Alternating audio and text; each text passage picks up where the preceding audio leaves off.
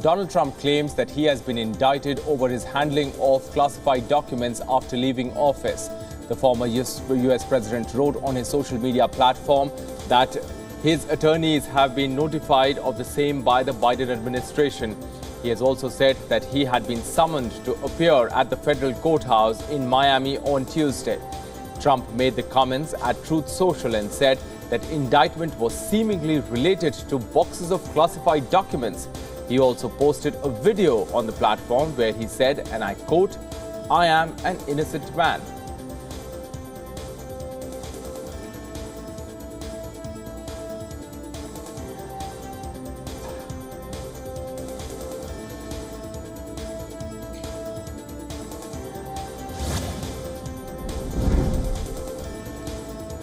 US House Speaker Kevin McCarthy and other key Republican figures took to Twitter on Thursday to slam Donald Trump's second indictment. McCarthy said that the indictment was a dark day for the United States and that he stood with the former president. Meanwhile, presidential hopeful and Florida's Governor Ron DeSantis denounced what he said was weaponization of federal law enforcement. He termed the indictment as a mortal threat to a free society. Senator Ted Cruz, Representative Marjorie Taylor Greene, and candidates in the 2024 Republican Party presidential primaries also criticized the move.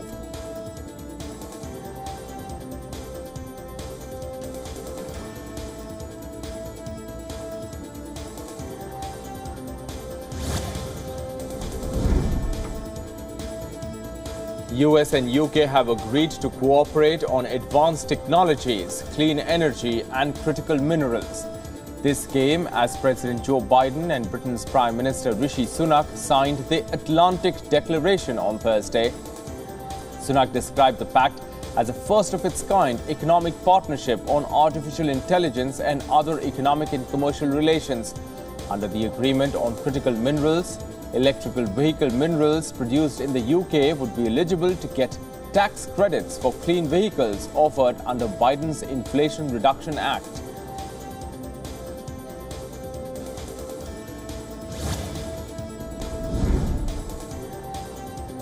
The United States Federal Aviation Administration delayed flights to New York City area and Philadelphia airports on Thursday. This came as visibility in the area has been significantly reduced due to smoke from Canada's wildfires. Flights into New York City's LaGuardia Airport met with delays which averaged around 54 minutes. The FAA warned that it might also need to take steps to delay traffic into Washington and Charlotte City.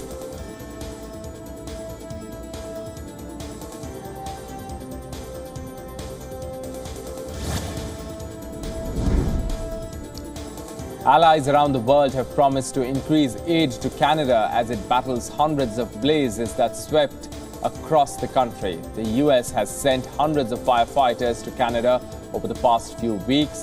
Help has also poured in from South Africa, Australia and New Zealand. European Commission President has also assured France, Portugal and Spain support by sending more than 280 firefighters to Canada.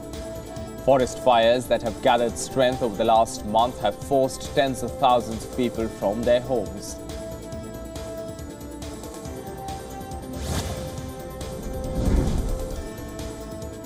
At least 9 people were wounded by Russian shelling in the southern Ukrainian city of Kherson on Thursday.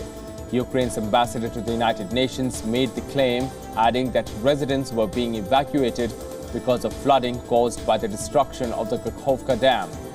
Ukrainian President Volodymyr Zelensky also paid a visit to the area.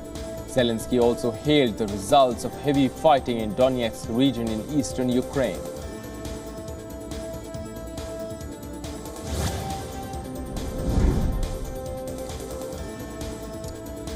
Residents of Sudan's South Kordofan state reported mobilization by a large rebel force on Thursday. The incident raises fears that the conflict could spread in the country's southern regions. It is unclear what position the rebel force known as SPLMN will take in the conflict between the army and the paramilitary, the Rapid Support Forces. But its mobilization has raised fears of clashes. According to residents, SPLMN forces had moved into several army camps around Kadugli, which is the capital of South Kordofan. This prompted the army to reinforce its positions.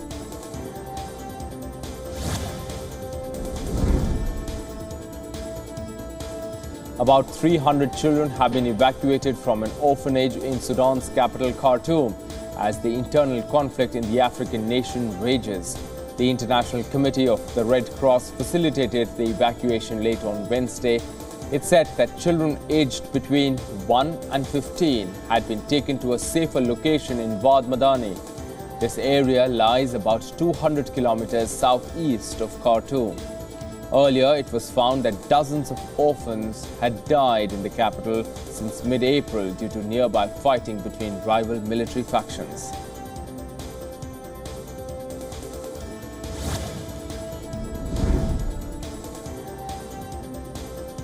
The Sudanese government has declared United Nations envoy persona non grata.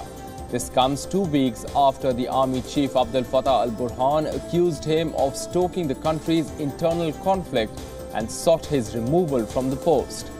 He had sent a letter to UN last month where he blamed him for exacerbating fighting between his army and the paramilitary Rapid Support Forces. UN Chief Antonio Guterres has repeatedly defended Perthes, the UN envoy, who earned ire after criticizing both leaders of Sudan's warring parties. The declaration against the envoy means that his presence in Sudan is no longer acceptable.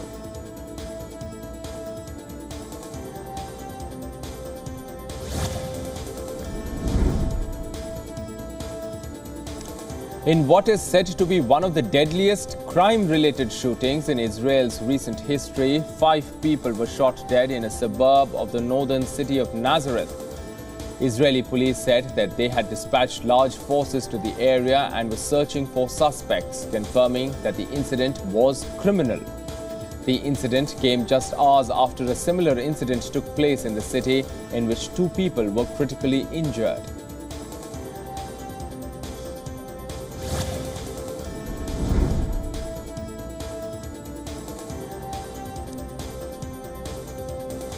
Six people, including 4 toddlers, were stabbed in a knife attack in France on Thursday. The attack took place in the tranquil French mountain town. Prime Minister Elizabeth Borne said that the suspected assailant is a Syrian refugee. Footage obtained showed that the assailant was jumping a low wall into a children's playground. The suspect then repeatedly lunges at a child in a stroller and pushes a woman aside who tries to fend him off. 2 of the wounded children and 1 adult were in hospital in a life-threatening condition, while the other victims were less seriously hurt.